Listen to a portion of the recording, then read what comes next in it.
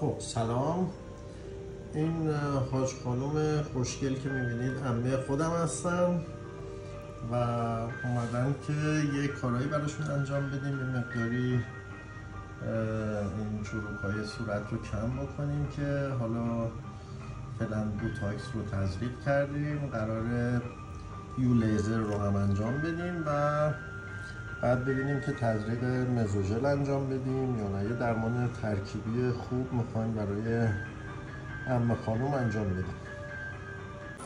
خب درد که ندارید.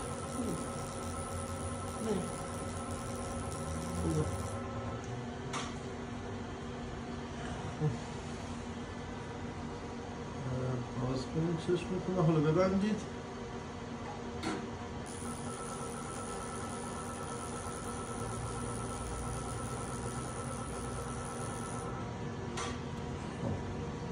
دوباره باز کنید.